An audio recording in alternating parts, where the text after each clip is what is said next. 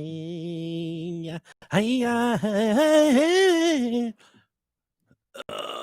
yeah. Hey, fellas. Hey, I can't thumbs up my own video, but it'd be a whole lot cooler if I could. There it goes. It just went live for me. All right. Oh, hey, there. We got one viewer. It's me. We got one viewer. We got 2 viewers in the YouTube. You got 1 comment, too. Yeah, fuck you guys. It was me. I just said pussies.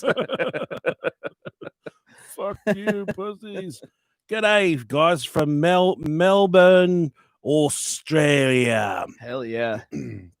Hello, Amanda Riddles. Gotta love Australia. You guys are the cat's meow. Everybody is super hot in Australia. I love it. Yep. Even the guys got big tits over there in Australia. If they're not hot, they have the accent, so they're hot. Yeah.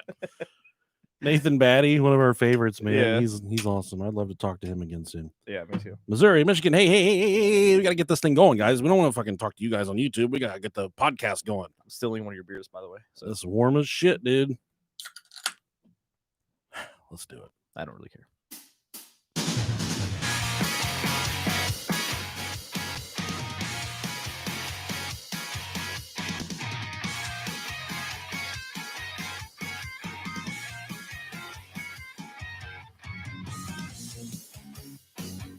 Stick your tongue out.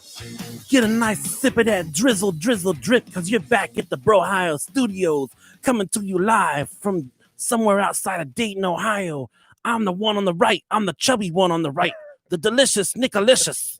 I'm the guy in the SpongeBob shirt, Rob Dog. What's up, everybody? Hell, motherfucker, yeah. You'll come to the goddamn cream spot. Y'all looking for a good time. You're looking for ghosts, looking for monsters. You're looking for murder. You're looking for mayhem. You're looking for incest. You're looking for the best. You done found the fucking best. I just want to clear one thing up real quick, though. Sure, man. Some of you guys out there probably didn't stick to your New Year's resolutions. Probably already fell off the wagon already. Some of you chubbier guys that planned on losing weight this year probably got puffy ass fucking nipples. I need you to get out of here because I'm going to start DDP yoga. I bought it for a year. Did you? Nice. Yeah. I'm going to start it tonight, probably after you leave with my wife naked. That's exciting. Yeah, it is really exciting. But I bought the whole year up front. I'm going to start it. But I'm in this group. It's the DDP yoga group. Yeah. And it's all people cheering each other on, really inspirational stuff. Not a bad thing is said about anybody on there. You have to be that person, man. I'm not that person, but all these guys keep on posting before pictures of their shirts off. And I'm just like, you got some puffy ass fucking nipples, dude. There was one dude on there the other day. He had some salami nips. I said, as cool as you probably are, we could never get along. At least if you're gonna take that picture, rub like an ice cube on them beforehand. So fuck that stuff up. Yeah.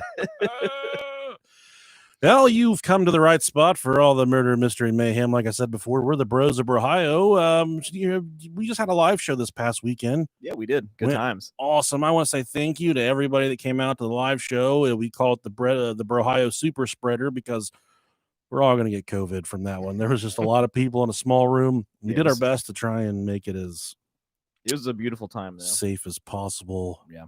Thank you to the Hillbilly Horror Stories, Jerry and Trace, for coming out and supporting us. They did a little opening for us, which was tremendous. Jerry told a story about some chick getting naked in bed with him in a haunted house. And I said, what the fuck?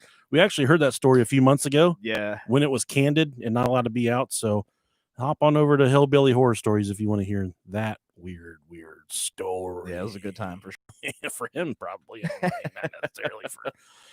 All right, let's say thank you to our new Patreon subscribers. First off, we have Johnny Chartanov 6911. That sounds yeah, he's definitely a time traveler.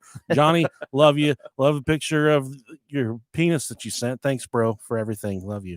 Dakota Little Wiener Baldwin. And I'm not just saying that. That's what is that's what's written there. Really hard take to have about yourself. Yes. But here we are. Being self-aware is perfect. Not last, but next we have Sean Lake. Sean, you've forgotten the H in the middle of your name. I don't know if your parents were possibly on a lot of fucking acid back in the 80s when they named you. Cian. Yeah, Cian Lake. I'm seeing the lake. Sean Lake, thanks, buddy. We appreciate it. Matt Walhoff. Thank you very much, Walhoff. Barbara Brooks, a.k.a. Auntie Brab. I don't know if she spelled her. Supposed to be Barb, but it's okay. She probably spelled her Auntie Brab or Auntie Barb. Auntie Barb or Auntie Brab. Barbara Brooks, thank you. Thanks for the Patreon subscription. Christopher Velasquez, thank you. Or Vasquez, I'm sorry. Last but not least, Jordy Nelson, formerly of the Green Bay Packers. He was a phenomenal wide receiver, ended his career with the Oakland Raiders. Now, this guy's just Jordy N. Jordy Nelson was a really good wide receiver in the NFL, but this is just Jordy N. Okay. And any time in my life that I've met someone named Jordy, I automatically assume they have a really thick but really short cack, if you know what I'm saying. As my dad would say, I ain't gonna hit the bottom, but I'll blow out the sides of a tuna can if you get one. If you get big on what I'm putting like down, one of those like those child-sized cola cans. I got a dick shaped like an ashtray.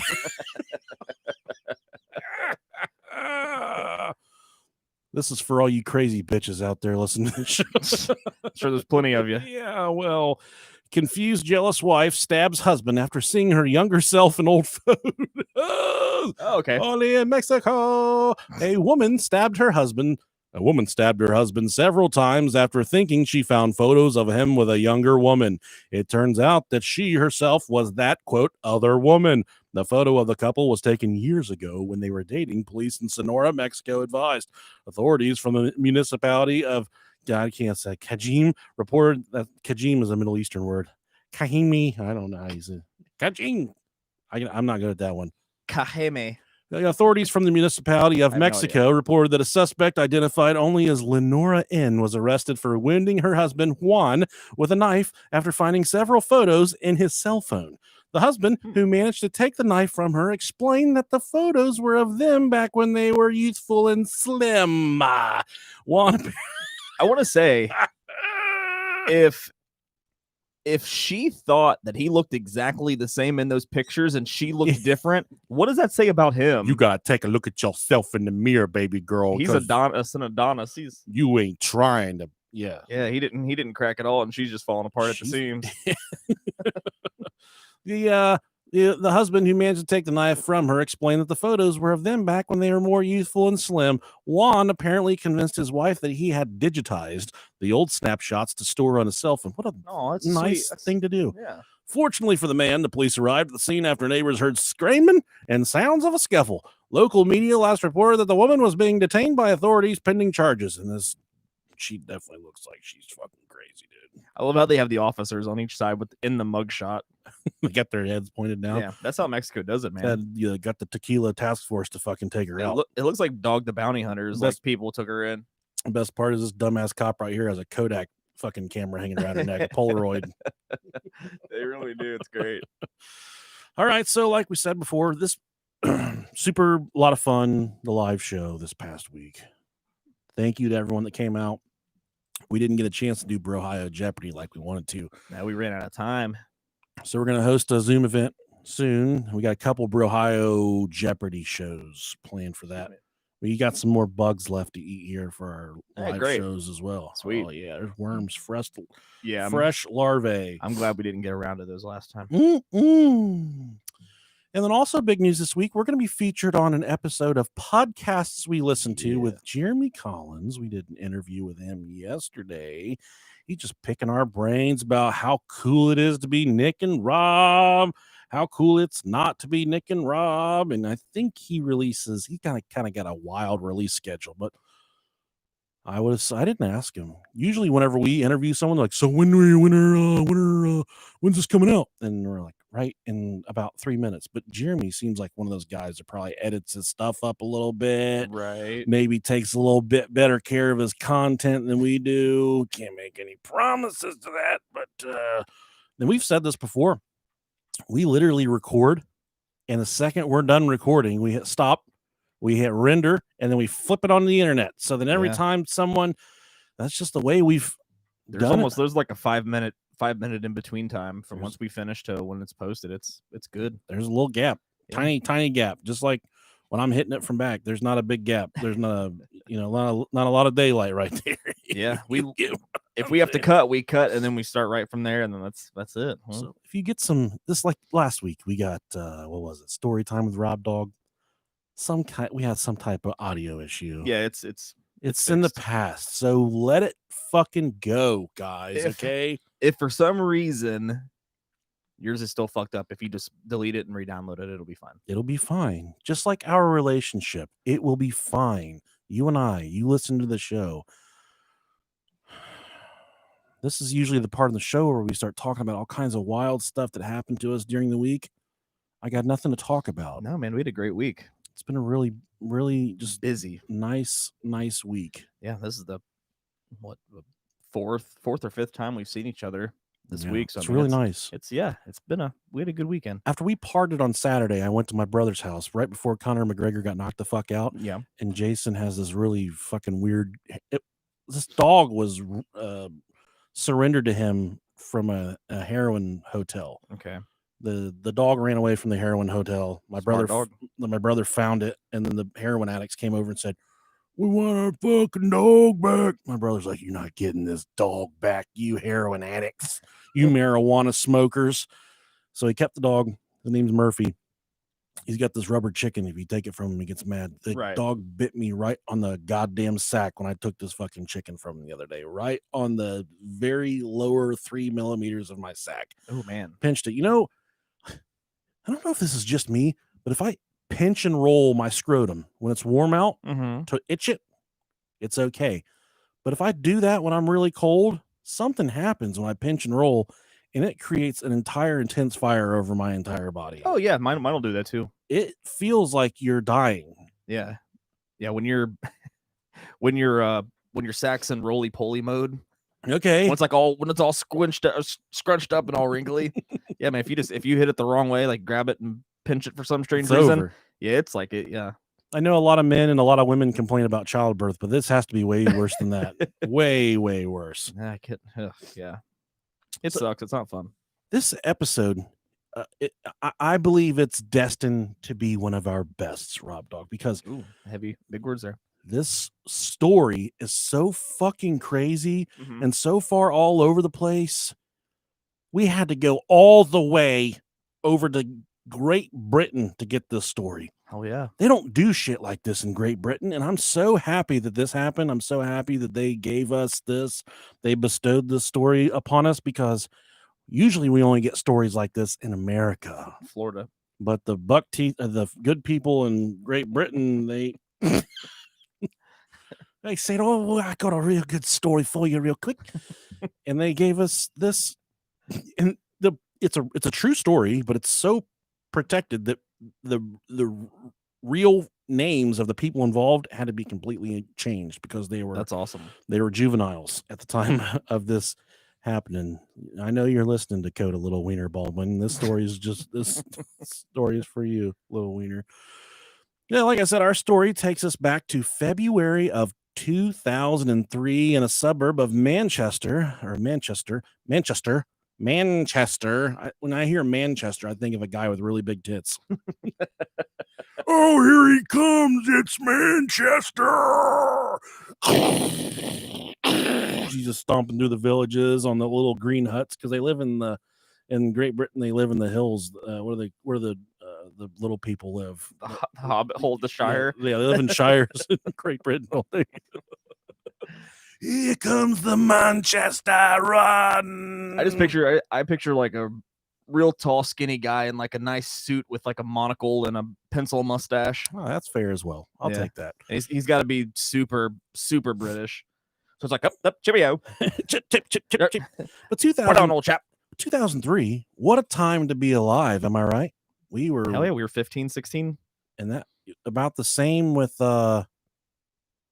these guys. They're, the people involved in this story would roughly be the same age as us right now. Great. So that puts you right there in their shoes, man.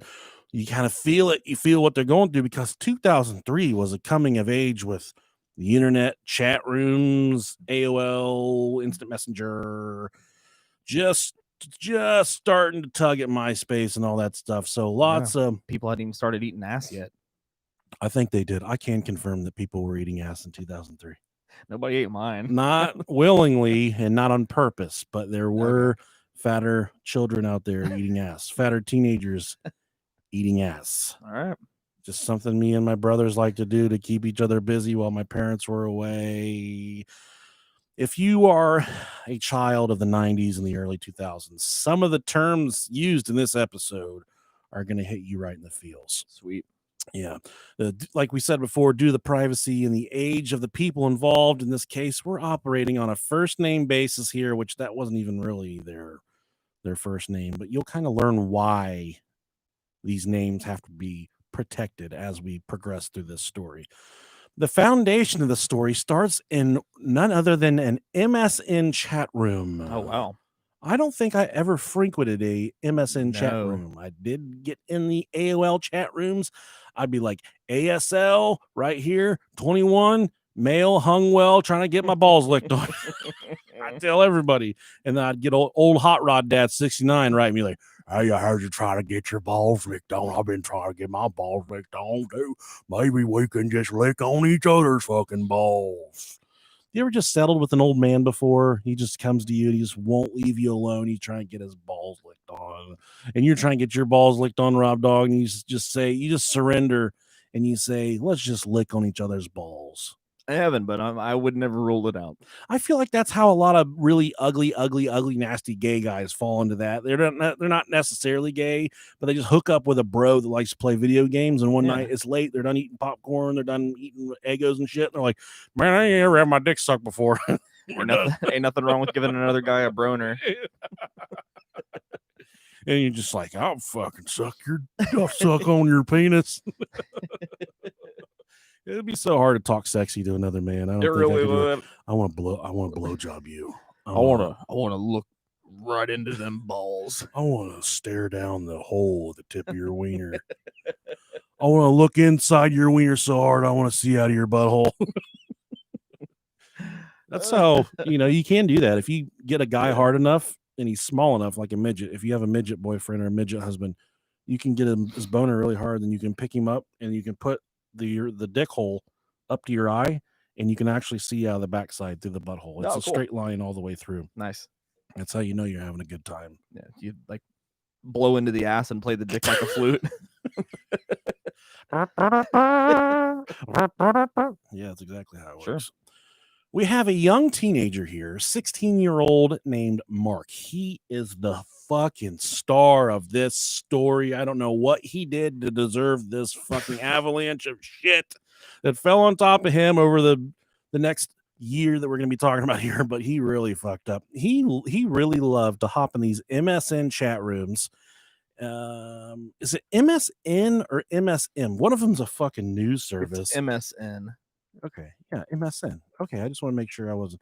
Yeah. He really loved to hop in these MSN chat rooms that were specifically for Manchester teenagers.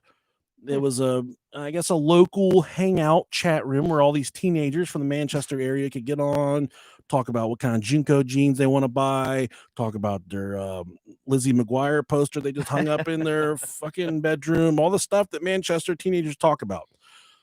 I don't know what Manchester teenagers, probably soccer. Spice Girls. Austin Powers. Yeah. Oh, God, it's terrible.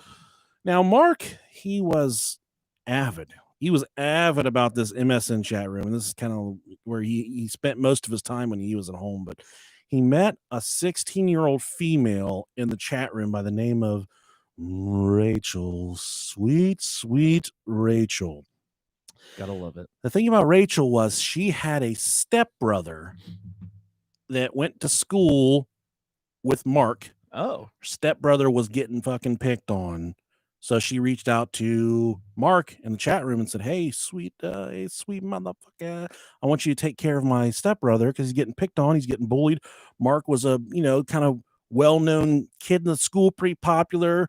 I don't know if they have jock fucking strap guys over there in England, but he was kind of about his shit, kind of someone that she knew she could depend on to take care of her younger brother because he was always getting picked on. He played a lot of cricket. Played a lot of cricket. He had buck teeth, and he was 14 years old, so he was 2 years younger than Mark. Okay. They talked a lot. Rachel and Mark, they talked a lot in the chat room, and to the point where Mark became completely obsessed with Rachel. He never met Rachel in person, which that's rule number one of talking with people in a chat room. And both were both of them were, it was flourishing into a romance that they both were partaking in because she was feeling Mark as well. She was starting to become sweet on Mark. They never chatted on the webcam either, but she had, and I don't even think there definitely were webcams at this time, and you're going to find out why here in a little bit. But she did send a picture of herself to Mark, which made him fall even more madly head over heels in love with her. He Was said, her butt spread? "She's fucking beautiful." No, Okay. I don't know. That works every time. I was talking to my mom the other night about the live show. Yeah. She said, how'd your live show go? And I said, oh, it went good. She's like, did you guys do social distancing? I said, yeah. Rob spread my butt cheeks. She went, you are nasty. Mom. I love you, Mom. But moving forward here, they decided to try their hand at a cyber relationship. And that's cute. There was, did you ever, I had one girlfriend kind of at the infancy of the internet, 8th, 9th grade. But she was a real girlfriend. But occasionally we would go home and hop on the fucking instant messenger and be like, all right, I'm laying on your bed and I'm unzipping my pants. I never got to do that, man. Dirty talk back and forth. Yeah, no, I never got to. Our computer was in the middle of the living room. Yes, that's the same with mine. So we would do it. And I'd get a little fucking boner. I'm just staring at my dad like, don't you fucking come over here like a dog. Just asserting dominance. A dog laying on its food, like that's what Bruce does. He'll go lay with his face in his food just because he doesn't want Ace to come take his food. Yeah. And then I would start doing dirty, like, I'm gonna piss on your fucking toilet seat. I'm doing all this dirty talking stuff. I don't even know how to have sex yet. Like, I don't even know what sex means.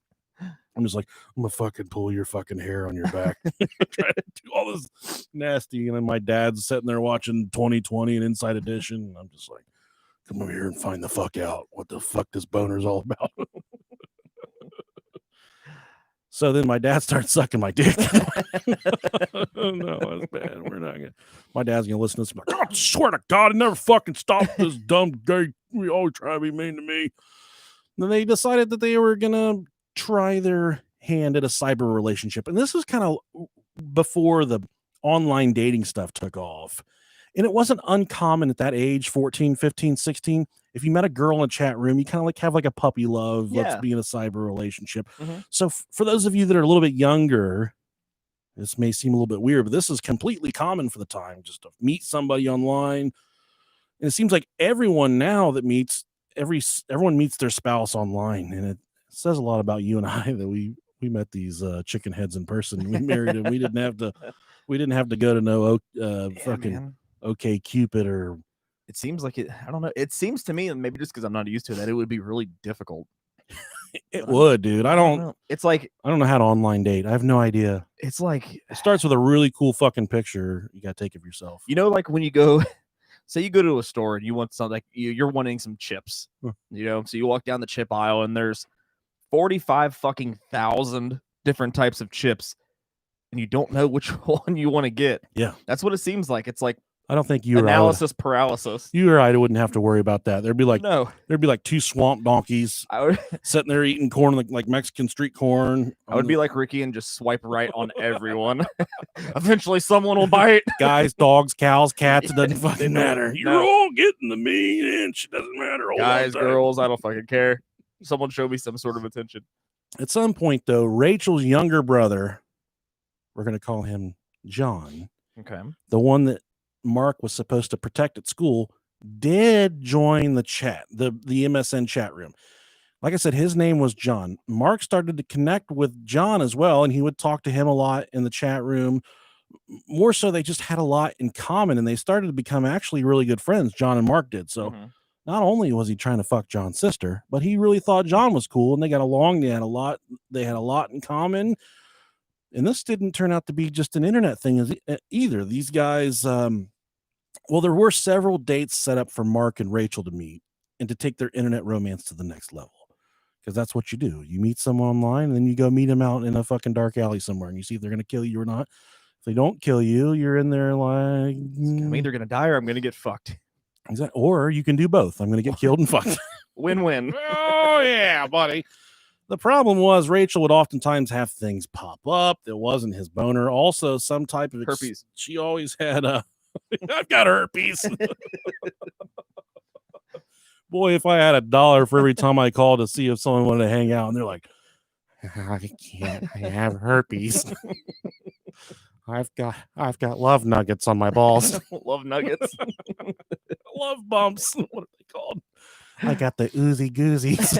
Ew. That is the fucking nastiest stalagmites and stalagmites on my penis.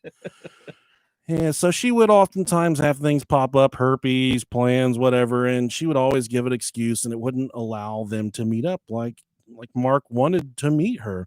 Much like any angsty teenager in that situation, Mark started to become very desperate in his attempt to meet up with Rachel. Reaching out to her several times a day, saying, "Hey, I gotta meet you. I want to take this. I'm in love with you. I'm ready to, make a fucking baby and fucking slit my wrists and die for you." Well, I think that was Romeo and Juliet, right? Pretty much. Yeah, they stabbed each other. Yeah. They really hated each other. Enter into the chat Kevin, not Kevin from The Office, but actually Kevin, the homosexual stalker. My favorite character on The Office, by the way. He's my favorite as well. It's him and Creed. I can't. Yeah, Creed's pretty good. Creed's amazing. Yeah, every line he has in that series is gold. Kevin, he entered the MSN chat room, and he was described by John and Rachel, so the brother and sister, they both described him as a, quote, real stalker. Oh, hell yeah. He would only write in pink, and he said he did this because he was gay. That's obviously someone who just thinks that's what gay people do. Imagine everybody that was gay, they had like a pink gel pen. That's what he told these kids. He even described himself as a proper stalker. What's a proper stalker? If anything, gay people would write in a more manly color because they want to be with men. They want to be dominated. Yeah, they're writing in like fucking camo and horse blood. To all you guys listening out there that think that I have an apple bottom, writing in pink isn't going to get it done. You're going to have to tell me. You're going to have to shrews me. You have to sweep me off my feet. You're going to have to spread these cheeks so far. And when we do meet, I want you to grab my throat and just spit in my mouth because that is stop it for a second. Okay. I'm trying to be fucking romantic and say what I want, and you're over there. Oh fucking god! I want you to hawk a big. I want you to hawk a loogie. I want you to do the Big Daddy spit string all the way down. No, I don't want you to direct I don't want you to like a regular directed spit. I want you to do it like someone's holding their thumb over a fucking garden hose. I want you to just let it all right in my mouth. And in that instant, if Rob Dog isn't laughing in the background, we'll know that you and I are meant together. brohiopodcast@gmail.com. Okay. Right. Dude, you're gonna be fucking hit. Write it in pink, you fucking Nancy's. That's how you know you mean business. Anyway, back to the proper stalker. John and Rachel both portrayed Kevin as a man that wished them both harm and was doing things in their life to scare them every single day that they were, I guess, kind of in this chat room. So I'm not sure exactly the extent Kevin was going to stalk these children, but he knew a lot about Rachel and John. He knew what they were doing every day, the things they were talking about. So Kevin at this point is a real threat, and it's not like you can go into a chat room and just block somebody. It was the wild fucking West back then, buddy. You were someone in the chat room that you didn't like, they just kept on hanging around. They were like a cyst on your nutsack. They just kept on hanging there. There's nothing you could do with them. So one evening during the midst of the stalking, Rachel failed to show up in the chat just like she did. Well, she never failed to show up. She was in the chat every night, but she failed to show up this night, which raised alarms with Mark because this was his love. Can you imagine doing that to the police? Like, hey, so my online girlfriend isn't showing up in our chat room. Yeah. Oh, did Did you try turning your computer off and turning it back on, sir? We would come, but we don't have guns. I don't think the police officers in Great Britain carry guns. Yeah, I don't think so either. I don't know. I don't know how that works. We were corrected on the one episode where we talked about former and current military. They can just show up and fly anytime they want. They can do that. But my confusion was this guy said he could just, in the Finders episode, he could just go to the airport and take a plane himself. I don't think that works. But yeah, airmen, well, former military and current military can just go to there's programs where they can just show up and fly. Okay. All right. Cool. So they have maybe, I'm completely lost right here. One evening I already said that part. So she fails to show up in the chat, right? Mark becomes very nervous as this was highly out of character for Rachel, and with everything going on with Kevin, the proper stalker, pink riding homosexual, it just compounded everything, his fears that something had possibly happened to Rachel. Then Mark's worst fears were confirmed. Kevin popped into the chat and told Mark that he had indeed finally kidnapped Rachel, which he had been plotting for a long time. No.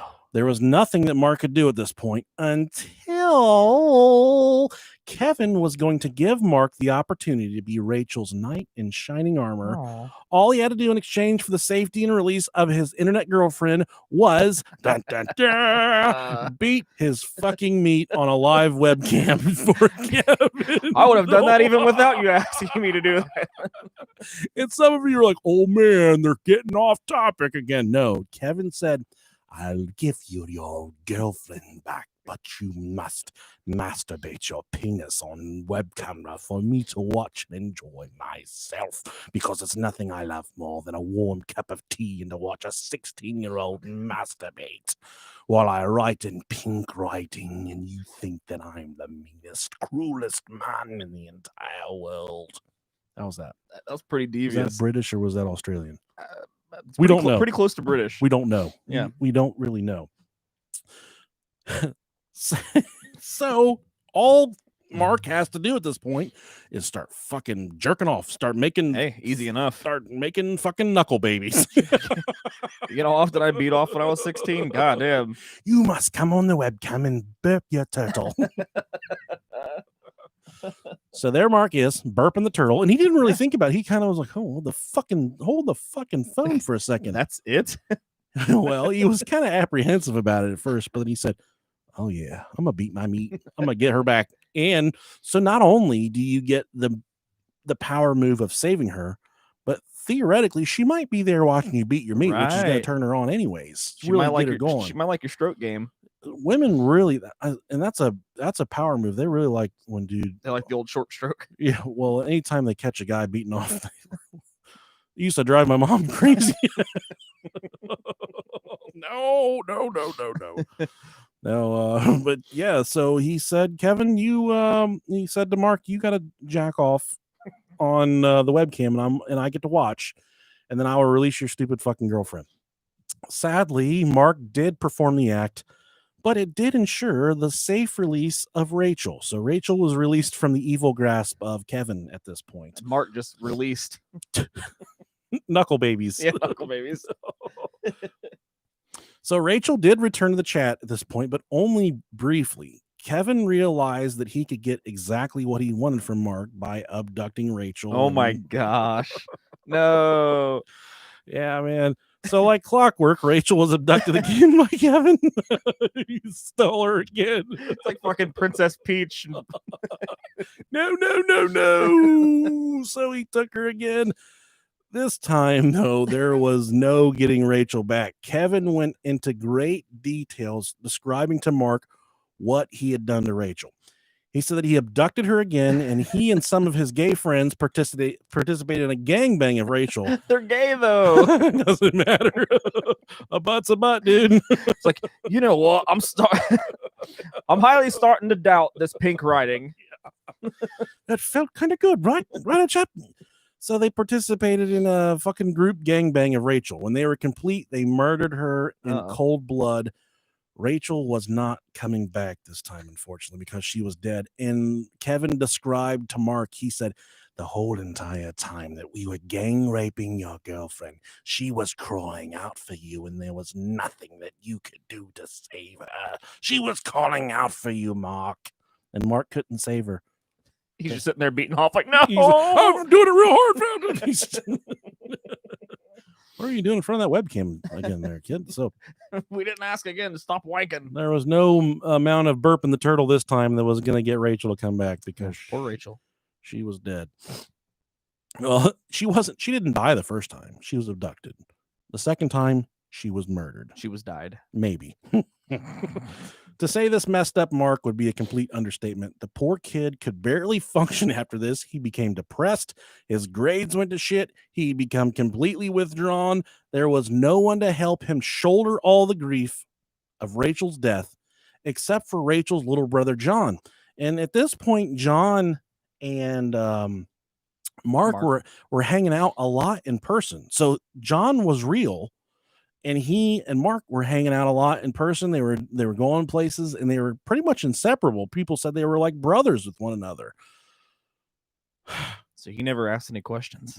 He did, but John's like, yeah, my fucking sister's dead. Like, and John confirmed everything that had happened to Rachel. So that's okay. You think that you got this figured out, and as soon as you think you got it figured out, it just changes again. So Mark really started to lean on Rachel's little brother, John, with the grief he was feeling because they were both, they shared. John had a dead sister. Mark, I guess, had lost his girlfriend at this point. And they really started to lean on one another, and they talked late into the night in the MSN chat room, but they decided that they would actually have this kind of backwards. They had already met at this point, but this is where I said they actually met, but they met a little bit before this. It would also, and by them spending time together, it would help Mark get some closure on the death of Rachel by being around her brother. And like I said, they did meet in person, and any time not spent on the chat room, they are oftentimes hanging out together. Then, like a goddamn phoenix from the ashes, Rob Dog, Rachel was back in the chat room, back from the dead. I think I see where this is going. You think so? I think, but I'll tell you at the end if I'm right. Oh, and I'll be totally honest. You don't know where this is going. Apparently, Kevin did not homo gay pink riding Kevin did not kill her. Stalker Kevin. She was actually in a coma after being gang raped and beaten within an inch of her life. Man, while she was away, she also gave birth to a baby boy. How fucking long was she gone? Holy hell! She told everyone in the chat room. While she was gone, because it'd been 3 weeks. Dude, there was hundreds and hundreds of people in this chat room. And they are all fucking friends with one another. They were all super, super tight. So when she came back from the dead, everyone's like, Rachel's dead. We're all sad. She comes back. She says, I'm back. I was in a coma. I was gang raped. I had a baby. I had a baby boy. And what did she tell everybody? She said that the baby boy that she gave birth to was Mark's child. She told everybody in the chat room, and Mark, as gullible as he was like, oh, got no fucking idea what she's talking about, because he had never met her in person. But she told everybody in the chat room, they took Mark's baby away from me. Like she told everyone that the baby that so what she said was they beat her. She was in a coma. She gave birth. Kevin and his gay friends took the baby and they fucking threw it in the river or something. They got rid of the baby. Man. But she said the baby that she had belonged to Mark. Here Mark is 16 years old, just hanging out in the chat room, trying to get some fucking stinky pinky. He's thinking he impregnated her through the webcam. He's looking up, I can imagine what those Lycos and Ask Jeeves search looked like. Can you get someone pregnant through cybersex? I think we've probably all fucking looked that up before. How fucking stupid does this guy have to be? Oh, so Mark's like, what the fuck, bitch? I never even met you before. How are we having a baby together? But not long after those accusations of Mark being the father of the child, Rachel disappeared again. Classic Rachel. Fucking Rachel. There was another girl named Lindsay East that entered the chat room that started to become very close with Mark as well. So Mark's kind of playing the field a little bit at this point. He's got his true love, Rachel, who keeps on dying and coming back from the dead. Zombie! And now we have Lindsay East, and he started to get close to her. Well, Rachel goes away again, and it's said that Kevin also abducted Lindsay and killed her too. So this fucking gay Kevin whacking everybody, making Mark whack off, making the women just get whacked. I think it's time for Mark to leave this fucking chat. Yeah, it's time to go, Mark, and he does not leave in time. Shortly after, like I said, Rachel disappeared for the last time. Mark received a post-dated email from Rachel. Rachel explained that she had spent this entire time trying to protect John and Mark, which was her brother. She was trying to protect them from Kevin. She also said that sadly, if Mark was getting this email, it meant that she was dead and she'd lost her life trying to protect the two boys. She couldn't really elaborate any further than that, aside that she was just doing something to protect both of them. If Mark was reading the email, it meant that things had gone too far. She had died, but somehow from the dead, she was able to send it. It was a post-dated email, so I guess it was scheduled to be sent, whatever. With Rachel dead for good now, a devious stalker lurking in the chat room, killing people. Any new person. Okay, this is where it gets really good. Sweet. So we have Lindsay, the new girlfriend. She's fucking dead. So you have Rachel, the old girlfriend that had a baby. She's fucking dead too. She's gone. So now all you have is John and Mark. They're still kicking it in person, still hanging out. Yeah. Okay. Then we have a housewife named Janet Dobinson that enters the chat, the MSN chat. Unbeknownst to her family and loved ones, she was the third-ranking special agent and spy mistress for the British Secret Services, or the MI6. Oh, okay. Nice.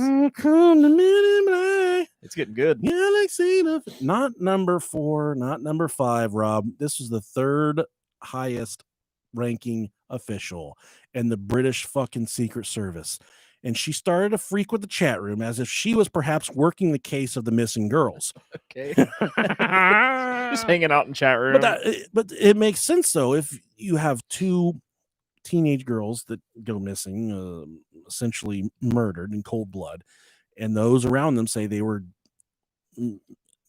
wrangling with this guy named Kevin in the chat room, this pink riding homo Kevin in the chat room, you have to follow that lead. And I would assume part of following that lead would place you in that chat room to see just what the fuck was going on. That's true. I'm just trying to find the dead baby. I'm still working on the dead baby, and they got the females are dying now.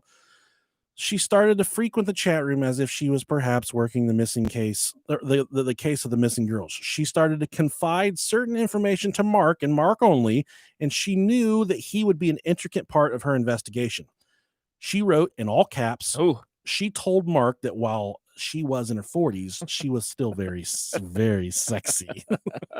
So those spunky MI6 officers are it's so fucking good. This is like the dumbest episode ever, but it's so fucking good.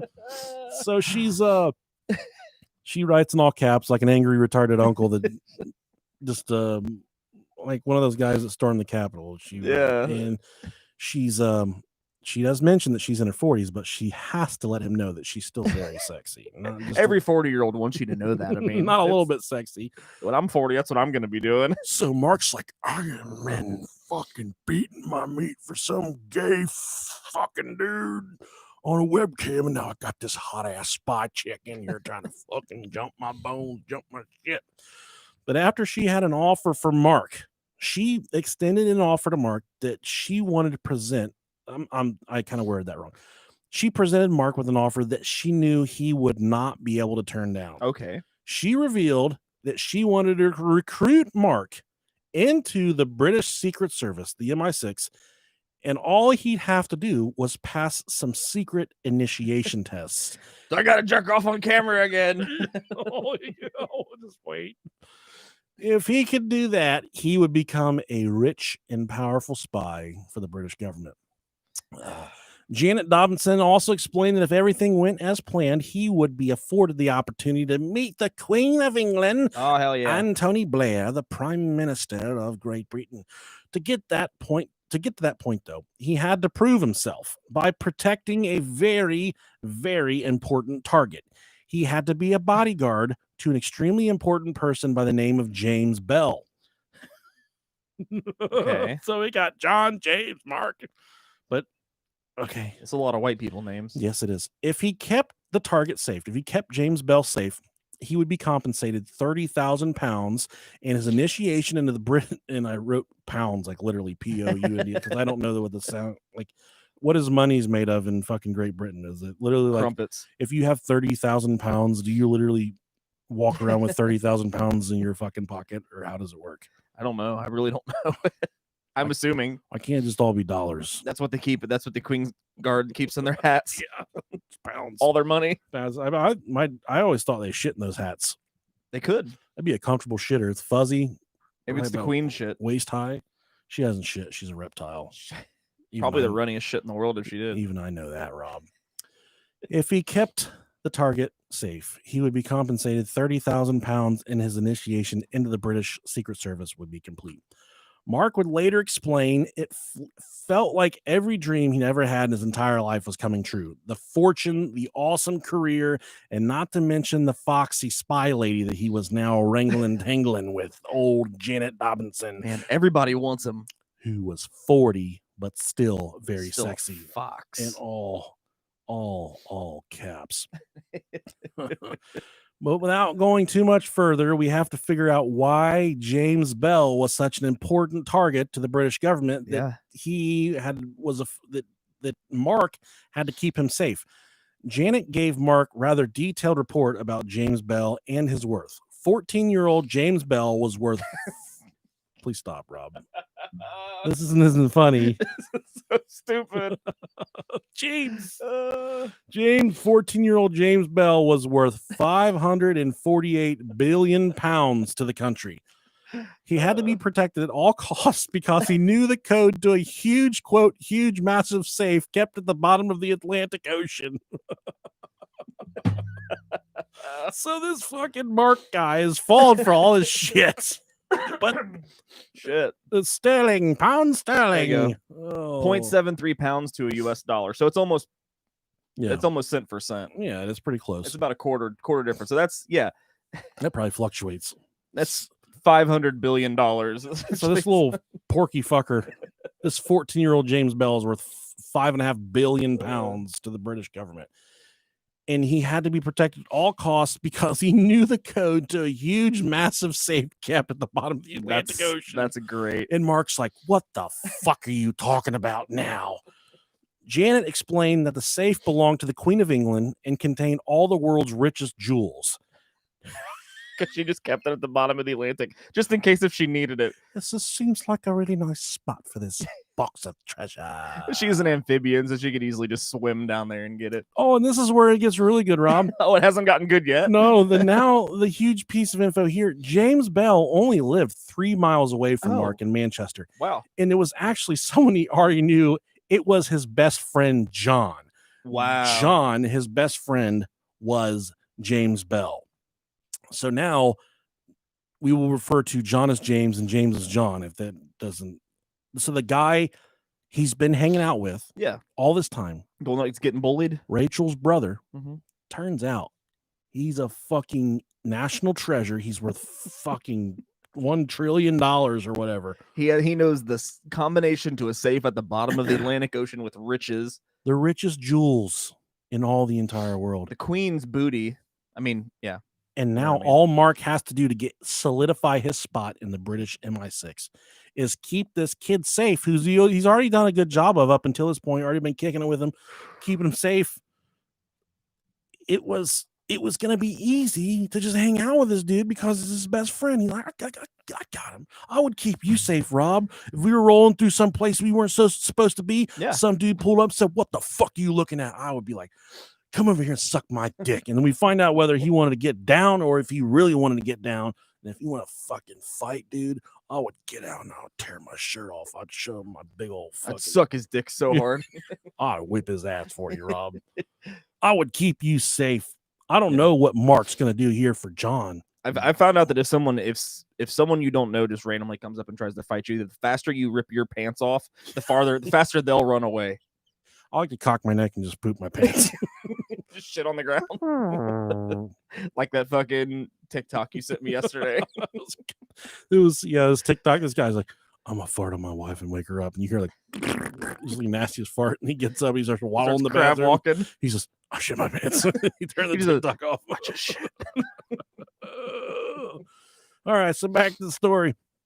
Now, Janet Dobinson, the British Secret Service super agent spy lady, assigned many strange tasks for Mark to carry out to prove that he could do the job. The first task, he was instructed to go to James or John. James and John is the same person now, but his government name is James Bell. That's what the name that has the billions of dollars tied to it. Okay. He was instructed to go to James's school and take him out of school. Mark was able to do this by convincing the school that John/James had an urgent dental appointment. We all know that's fake because they don't go to the dentist in Great Britain. They don't have dentists in Britain. And they did. The school let John leave early with Mark. Then he was just supposed to stay with John for the rest of the day and keep a watchful eye on him, much like he'd done before. This all seemed to be a little bit fishy to Mark, but to solidify that she was a real spy, he started to pick up on little things that Janet was putting down. She knew a lot about Mark. She knew where he went every day. She knew when he got a haircut. She knew his outfits from day to day. She knew entirely too much about Mark for her to be some innocent bystander. She was a spy, and for him, it solidified the fact that Janet was a super spy, and she could see what he was doing. Then Janet broke some even bigger news to John at this point. Oh my God, I fucking can't, dude. This is fucking insane. She said the village that he was living in, Altrincham in Manchester, was a hub of secret intelligence activity. Everyone in the entire town were either some type of spy or secret agent, the bus drivers, the ice cream man, school teachers, even the mailman. And in Janet's own words, she was grooming Mark to be the most dangerous spy and secret agent of them all. 16 years old. Hey, man, he's promising. Mark continued to carry out these mundane tasks day in and day out. Then Janet revealed that she had a very urgent order from the Prime Minister, Tony Blair. She would not explain why this task needed to be done, but that it was an urgent matter of national security, that this task must be carried out or she would lose her job and Mark would lose the opportunity that he'd been working towards for so long.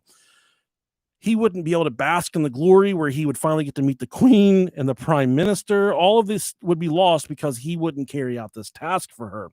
The urgent task, he had to make James Bell look gay. I'm dead serious, dude. I'm not making this shit up. Holy hell. Oh, yeah. Oh, yeah. So her orders for Mark, she said, you have to make James look gay. That was the... This is fucking great. This is great, isn't it? This is so good. So she tells Mark in the chat room, she says, what kind of a fucking spy would ever ask? She says, I have a very urgent matter, brave national urgency. You must take the target, James Bell, and you must make him look to be gay. So he had to make James look gay. How would he do that? Make him write in pink ink? I don't know. Right. No. She instructed Mark that they would have to swap blowjobs. They would have to swap oral sex with one another. So that day, they went back to James or John's house and they performed oral sex on one another. Mission accomplished, my friend.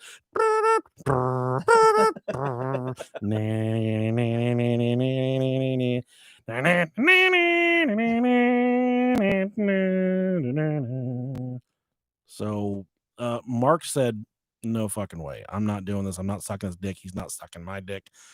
Janet convinced him of the grave danger associated with the possibility of this part of the plan falling through and not working. She promised him even more money and rewards if he would go along with it. Mark reluctantly agreed, and later that day, the two boys went to John's house where they shared oral sex with one another. Just bro helping out a bro. And then over the next few weeks, she tried to get him to do more tasks like this. And and he was kind of reluctant to go along with it. And she kind of Janet would keep on promising him, okay, I'll give you more money when this is all done. I'll take good care of you. But then kids are so fucking stupid. Mark said, no, I'm fucking done doing this shit. I'm done fucking with you. I'm done sucking dicks. I've sucked my last dick. I've sucked dick for you. I've jacked off. Well, and then Janet says, well, if I promise to have sex with you and blow you whenever this is all said and done, will you continue to work for me? Yes. And Mark said, yeah, that sounds really good to me. So Mark went along with that plan. But then Janet flips the script once again. She said, I will blow you. I will have sex with you when we finally meet because I'm a sexy ass motherfucking 40-year-old. I'm a 40-year-old sexy. But she said, in order for me to do that, not only do you have to keep on doing what you've been doing, the tasks I'm giving you, but you now have to masturbate on the webcam again right now for me.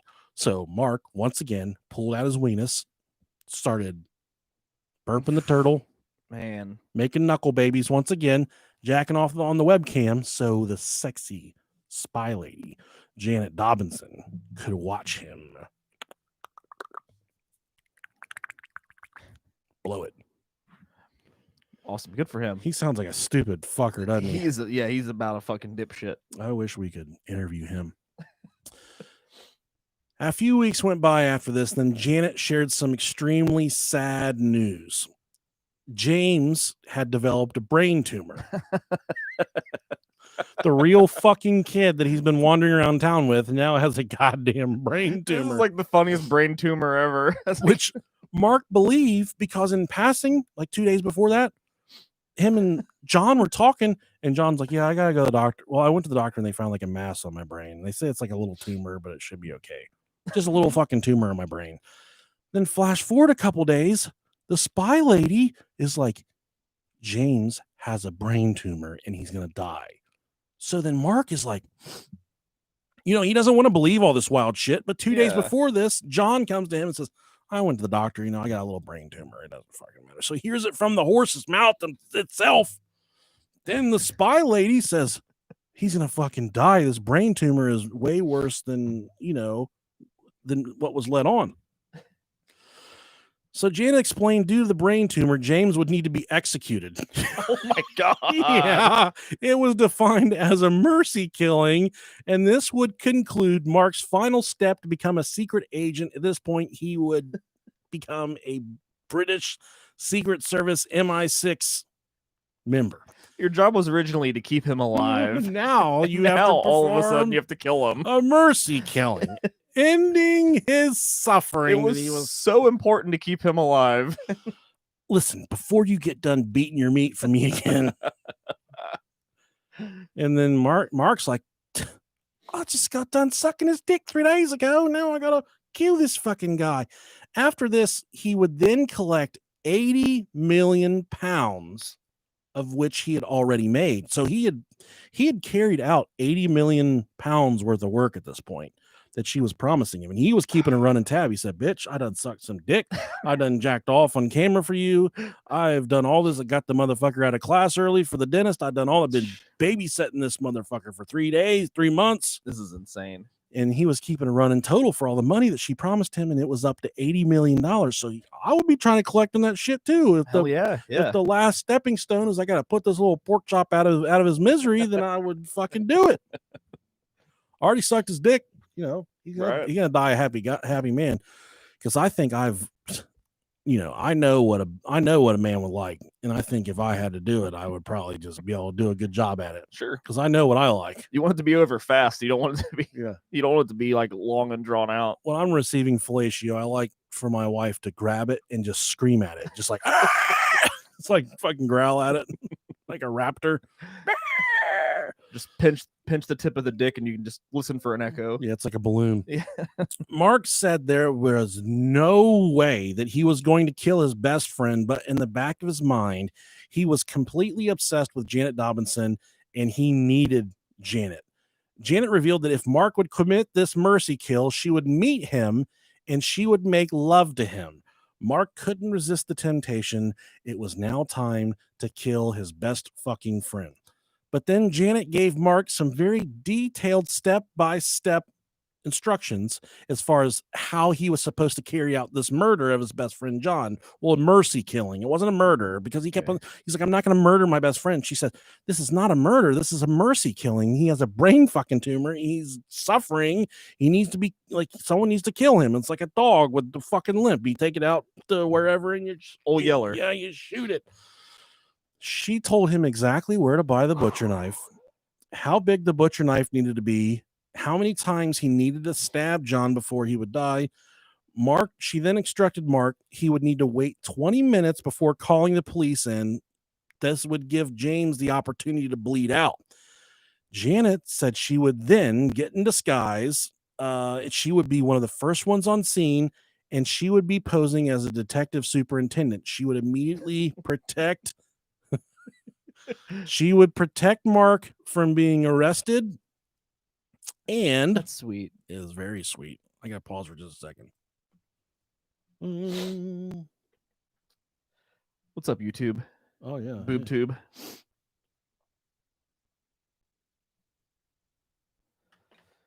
What we got going on here? I haven't been paying too much attention. I gotta help my wife out real quick. Yeah, go ahead. I got this. It's locked down. No, I did not take an edible. I want one. I'm not really lost. This story is just fucking crazy. I kind of know where I'm at a little bit. No, I know what's going on. I don't know. It's one of Nick's beers. I think I've had it last time I was here. I think just this wild sour. It was just sitting here. It was warm, but I didn't bring my own. So my brain so far, I think I'm right along with the story. I think I know how this ends. Yeah, this is fucking wild. It's probably the craziest story we've covered. Yeah, I would say so. This is right up there with Tall Hot Blonde. Yeah. Bloodied all the way. Give a prediction. I'm thinking that. Well, Nick just came down here, so I don't want to reveal my answer yet. Heavy armor, no. I use unyielding.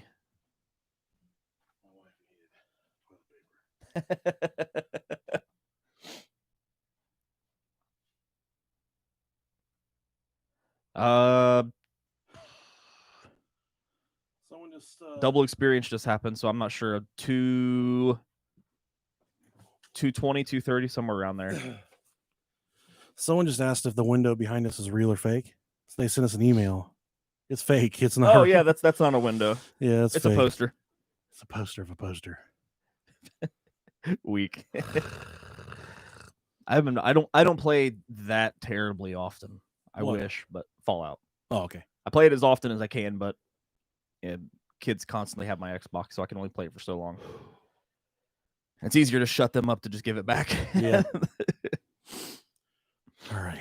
You ready? Yes, I am. Okay. All right, I had to make a pit stop real quick. Back to the story. Yes, let's get right back into this. She said that she would dress up in a disguise and she would pose as a detective superintendent, and she would give him immediate immunity, essentially dismissing him from all wrongdoings because she would be the first one on the scene. But she told Mark, she said, Janet, the super secret spy agent, said, if at any time during your mission to kill James, You hear someone scream 6969 as if me and Rob picked the fucking numbers ourselves. If you hear someone during your, because you're surrounded by people that know what you're doing, you're surrounded by secret agents, and if you hear someone scream 6969, yeah, 69 69, you are to abort the mission immediately, and you are not to go through with the mercy killing of James John. Oh my god, 69 69. that's awesome.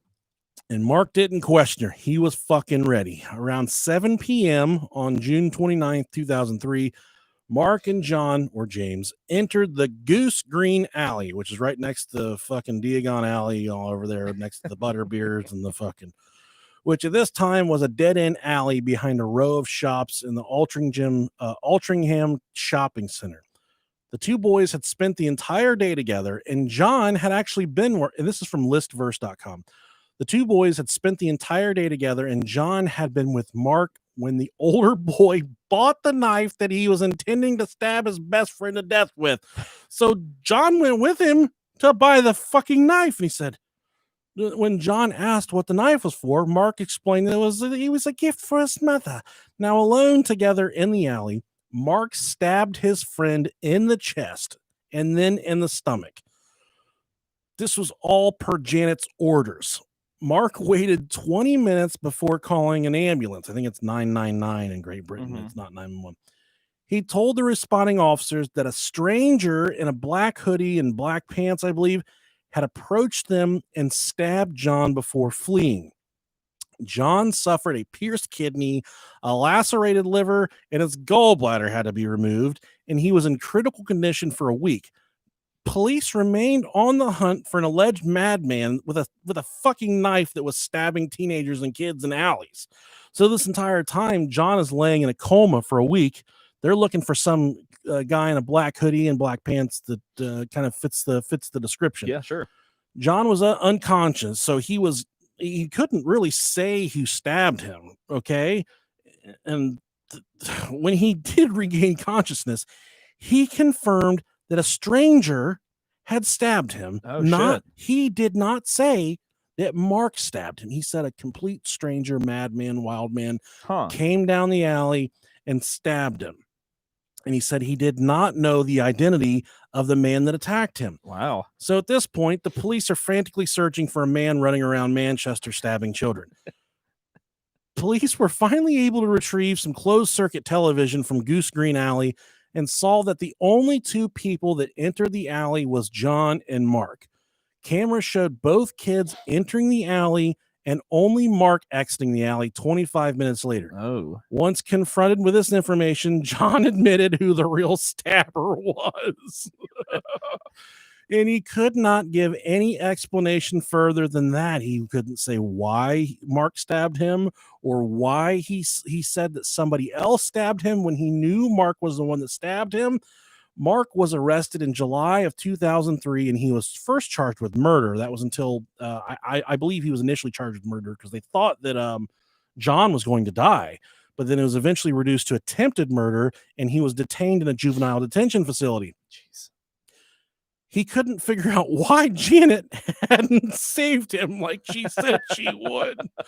And in I think the first interview, he said the voices. He was hearing voices that made him do it. Right.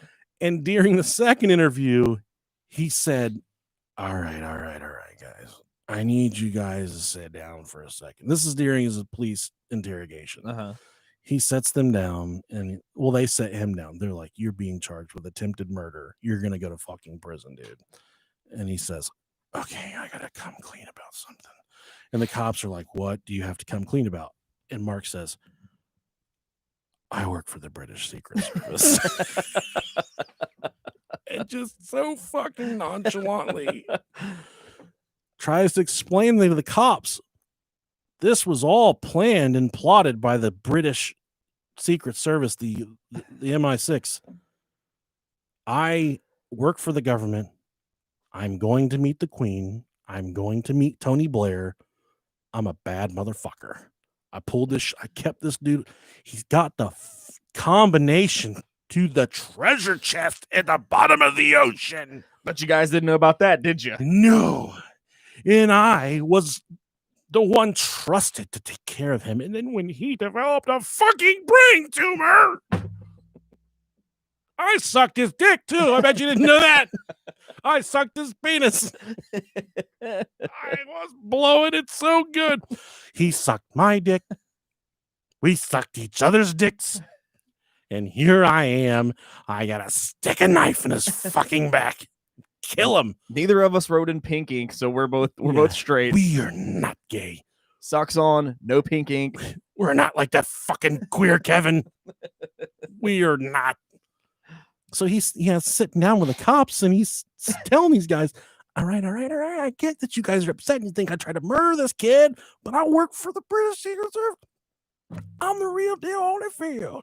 So he's trying to tell these cops, he says, I am a secret agent acting under strict orders from the Secret Service superiors. Police initially believed that he had been making everything up about Janet, so they got a search warrant and they seized Mark's computer. They were hoping to shed some light on their crazy story in their investigation. They just wanted to close up the wormhole of Janet maybe being a real person. Yeah. Well, what the fuck did they find? Were like 50, I think they said there was like 400 gigabytes of text transactions between Mark and all these different people. Holy shit. They said that if you could print everything out, it would be like 47,000 miles high of paperwork or some shit like that. This is how much fucking stuff that they had to go through. Is he like 47,000 feet or 47,000 miles of paper? I hope it's feet. I hope it's miles. They're going to the fucking moon. They're going to the fucking moon, yeah. What they did find out was Janet Dobinson was real, and she was giving Mark directions. She was giving directions to Mark for months. Okay. Police initially believed it was possibly a large group of pedophiles that were instructing Mark. There was kind of this ongoing gag with the pedophiles to make Mark carry out all these devious. I mean, he was jerking off on the fucking webcam, and he told the cops that. He's like, "Yeah, I know they're cool, but I jack off on the webcam, jack off for them on Skype all the time. Like they love it." So the police started to direct their investigation towards there possibly being some type of dark figure in the background, some kind of someone master puppet pulling all the devious strings. organization. Yeah, so that's where they kind of directed their investigation. It took 3 whole months before the cops made a break in their investigation into who Janet Dobinson was. Criminal analysts said there were over 58,000 lines of text recovered from Mark's computer, and that was not even all of it, but it was 58,000 credible lines of evidence that they could use. And that, like I said, that was only a fraction. In the seemingly endless lines of text, and this is from Viral, whatever it is, I can't remember what it was. Okay, doesn't matter. The investigator uncovered what read like the plot of a B-grade thriller movie. A homosexual stalker who only wrote in pink, a beautiful love interest who was gang raped and murdered, only to turn up weeks later having been in a coma and apparently having given birth during that time. Government assassination plots, secret agents, and spies. And at the center of this hub of conspiracy and intrigue was the MSN chat room, where all the personalities involved in these plots interacted with one another. What was the connection between these people, and how did they all lead back to Janet Dobinson?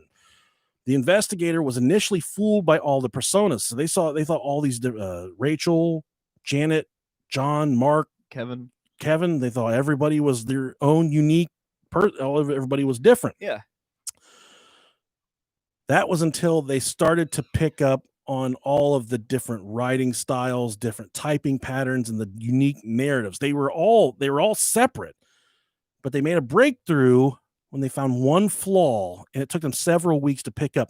4 of the major chat room personalities had at some point spelled the word maybe incorrectly. They spelled it M-Y-B-Y-E, like maybe.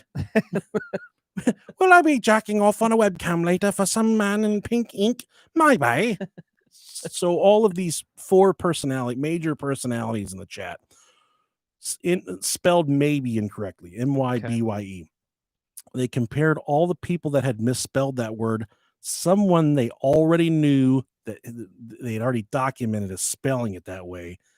It was John, the stabbing victim. With this new information, is this what you thought? Yep. Okay. Yep. With this new information, investigators turned to John's laptop for clues and found that the last person to log into chat before the stabbing was Janet Dobinson from John's computer. At a time when only John was home, John was now brought in for questioning as a suspect, and the truth was finally revealed. John was the only person who had ever been in the chat room with Mark. In the Fucking knew it, dude. He just wanted to gay out with his bro. Got his dick sucked. Making this elaborate plan just to get his dick sucked. In the months leading up to the stabbing in Goose Green, the 14-year-old boy had been a 14-year-old boy doing all this, had been the person dictating and manipulating the events that led to his own attempted murder. He wanted his dick sucked so bad, he was willing to get shanked by a butcher knife. Yeah, well, in May of 2004, the entire story finally came out in court. John, a well-spoken, polite grammar school student, had created and administered the MSN chat room in which he and Mark had interacted with multiple fake identities that John himself had created. The investigators said they had to go through around 200 different unique email addresses as far as processing Holy information. shit. John had almost completely stopped eating and sleeping in order to maintain his extensive facade. Sorry, I was going to say facade. Staying on his laptop and chat from 4 p.m. when he got home from school until 7 a.m. when it was time to leave again. Shit. Investigators remarked on John's flawless ability to switch from one character to another while continuously maintaining each separate narrative, personality, and writing style. John had created up to 193 fake email addresses in the time he had been remaining his deception, and he explained that his initial main identities, Rachel, Kevin, and Lindsay, had merely been tests to discover the extent of Mark's gullibility. Very, very high. Well, there I was, and I didn't think that I would get him to suck my penis, but there I was, lying on my back in my mother's waterbed while he violently gagged on my penis. I wonder if it was a good blowjob. Must have been for him to carry out. I would think so. The personality of Rachel had also been a ploy to get John, who had become sexually and romantically obsessed with Mark, closer to his target. When John realized that Mark was becoming too obsessed with Rachel, he terminated the fake identity, and the violent method of the termination served to bring himself and Mark, which it worked, much closer together. The tasks that John then manipulated Mark into carrying out while pretending to be Janet Dobinson served to form an ever more unique bond between the two schoolboys. In 2005, there was a documentary called Kill Me If You Can. John's defense lawyer explained that John was a puppet master and Mark was the puppet dancing to the strings being pulled by John. No one can explain exactly what drove John to trick Mark into stabbing him. That's the fucking weirdest part for me, dude. Yeah. Some claim he became so immersed in his own narrative that he could not back out. Some claim it was an elaborate suicide attempt as a result of knowing he would eventually lose Mark when Janet Dobinson persona could no longer be maintained. Wow. And some claim he was merely trying to escape the mess his life had become. Whatever his, it's a fucking 14-year-old. I wanted my dick sucked pretty bad before, but never enough to catch a knife with it. Yeah. Whatever his motivations, John eventually pleaded guilty to inciting his own murder. So he got charged with attempted murder of himself, and he's the only person in history that's ever had that done. Attempted murder of yourself. That's pretty interesting. It is. The prosecutor at the time noted that the crime is a novelty, as no one else has ever been charged with engineering his own murder before, and to this day, there are no other known cases where someone has been charged with this crime. John was also charged with perverting the course of justice and sentenced to a 3-year supervision order, during which time he was not allowed to enter chat rooms or use the internet unsupervised. Mark pleaded guilty to attempted murder and was sentenced to a 2-year supervision order. The two boys are never allowed to contact one another ever again. So I wonder if that's one of those charges that even if John didn't want to press charges against him for attempting it, if the government would automatically just do it. I'm so confused by what you just said because obviously press charges against Mark. If Mark wanted to be stabbed, I thought you were asking if he could drop charges against himself. No, drop charges against Mark, if John would have, because he's the one that wanted to get killed in the first place or stabbed, if they would have still pursued legal action against him. And the weirdest part is no one's been able to solidify or put a finger on why exactly John wanted to let it get that far. Yeah. He even gave himself a way out. He said, 3-6 Mafia, if you hear someone 6'9", 6'9", you hear 6'9", that means stop, bro.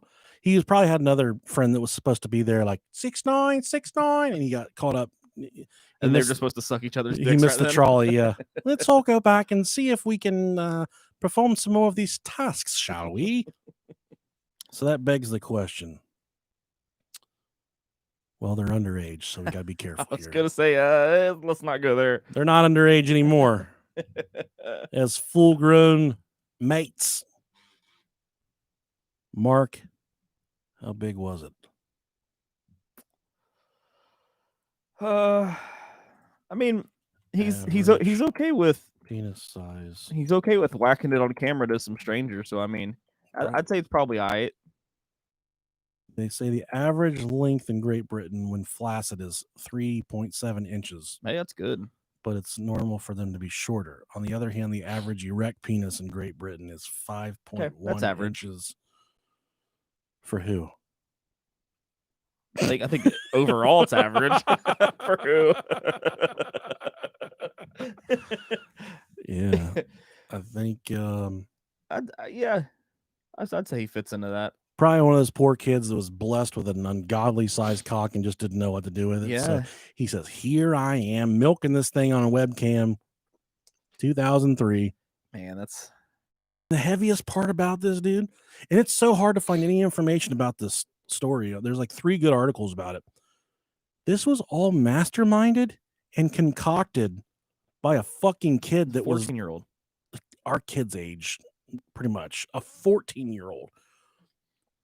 When I was 14, my mom still had to tell me to take a goddamn shower. Oh, yeah. I didn't even know to do it by myself. She's like, right. Go take a shower.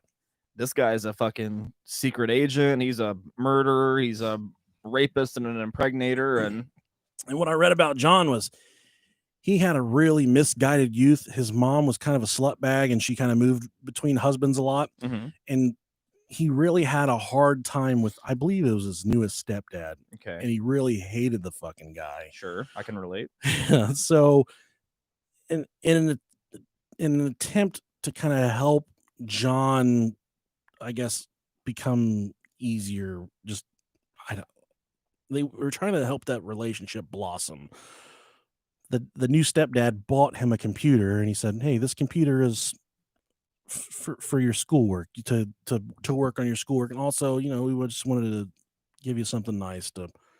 And really what they were doing is they just wanted the fucking kid to leave him alone. They wanted him to just quit being so mad and angsty all the time. Mm-hmm. So they just got him a computer so he would leave him. So little did they know, him being in his room from 4:00 in the afternoon until 7:00 in the morning every night with 200 different personas that he was portraying on this one chat room.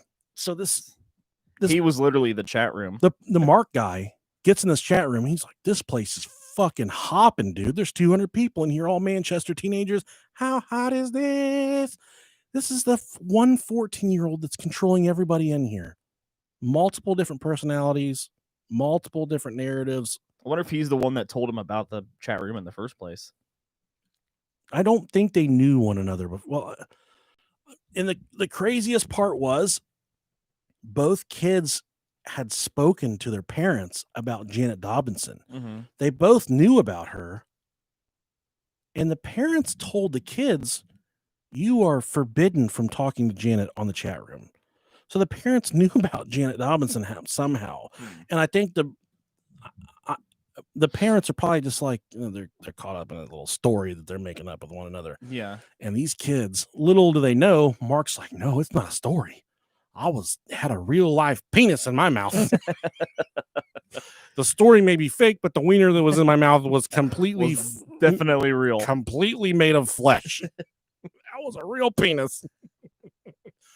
And that's how I like the penises in my mouth, is to be real, not fake, not the fake ass penises like some of you guys are into. brohiopodcast@gmail.com. I'm not really into that. Weird, twisty, turny story for sure. One of Definitely. the wildest ones that I've ever happened upon. That was a plethora of goodness. It was, wasn't it? Yeah, that was really good. I can't even put my wiener on that one to say exactly what happened. Yeah. It's so crazy, man. It is really weird. That's this poor fucking idiot did all this shit. This kid was fucking stupid. He's like, no, I gotta beat off again. Why do I have to keep on? He goes to the psychiatrist, the therapist. He's like, no matter who I fucking talk to, they just want me to jack off for them. We have a plan that really needs taken care of, and you need to make this kid look gay. It's of grave and national security importance that you make him look very, very gay.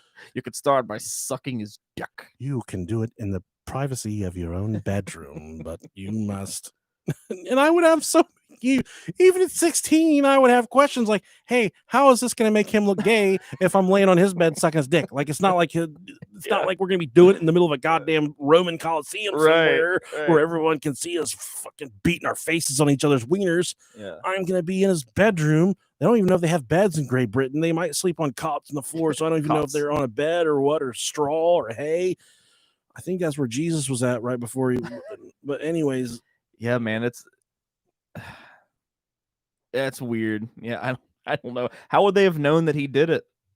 He could have just said he did. I have so many questions and not enough answers. I just want to talk to Mark. I have to try and find him on Facebook. But that's not his real name. We need to make that happen. Yeah, right. And there is a movie about it. It's called You Want Me to Kill Him. It's just how we're gonna name this episode. You Want Me to Kill Him. It's a documentary. I believe it's on Netflix. Okay. And you can check it out, and it kind of tells the story of this thing. Do they still use fake names in that too? I think so, yeah. Because it was never really revealed what their real names were. Gotcha. Just because it was under juvenile case. Janet Dobinson was not real. And when I tried to find this on other podcasts, it didn't look like anybody else had covered this before. So. Cool. Unless they just called it something different. Yeah, it was a hard one to look up. Right. Man, that's great. That was a good episode. All right. I hope you liked it. I like doing it for you. I like doing it with you. Some of you are probably wondering what the fuck just happened. Just rewind an hour and a half and listen to this thing all over again. It'll really set you free. Next week, we have a very big episode with a fighter, a victim, someone that survived the worst life ever. She's going to join us on the show. Awesome. Also, before I forget, one of our best friends of the show, Katerina. Oh yeah, she's having her ankle amputated. She's getting her penis removed. She's getting surgery on her ankle. She's nervous, but I tell you what, Katerina, if you would she's gonna make a good-looking pirate. If you quit doing that tentacle porn and stuff. Did she say it's getting amputated? No, I did. She said she's gonna send us the foot afterwards. We'll put it up on our shelf. If a foot did show up in our P.O. box, I'd be like, God damn it, Katerina. Hopefully she painted sprayed it with some shit so it doesn't stink before you smell it. One of the scariest moments at our P.O. box ever was that we got this bag and it just all kinds of weird writing on it. Mm-hmm. My wife's staring at me. Which one? Bruce? The stupid one. Ace? Oh, okay. I'm like 2 seconds away from being done. It's like sleeting and he's like on the other side of the road, just like the other side of the okay. Poor guy. Yeah. He'll be all right. He's a senior citizen. He's not deaf. He looked at me and continued to lick the snow. Yeah. This is cold. I like this. I like snow. What was I saying? Oh, it was I opened up this kinds of weird writing on it, and I said in like Chinese, English, broken handwriting, it said movie prop, and I said, oh my God, it said movie prop body part, and I said, oh no. And I cut it and I looked and all I saw was the head of a dick, and I said, that looks like a penis. And I pulled it out and it was a severed penis on a rope. It was a movie prop. It looked like something. Hell yeah. and I had so much fun with it because it looked like such a real dick. It Oh was, yeah, I remember you showing me. Yeah, I would put it in my zipper and didn't you just throw it at a guy at your work? yeah. Well, I put it in my zipper and I'd follow people around with Yeah. it. Yeah, it 'Cause looked I like, remember you said one guy got really pissed off at Yeah. you. it looked like the realest dick ever. It was bloody and stuff. Hey, does this look infected, Bart? All right. Well, Katarina, good luck with your surgery. You know we're thinking of you as always. So Always. thank you for tuning into the Brohio podcast. Rob has some wonderful news. Hey, I love you.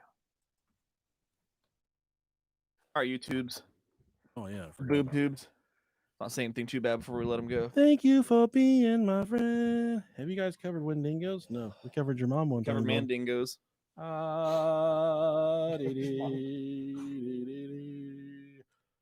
I just need to tackle the snow time that is in Australia. Yeah, that's Don't snow in Australia.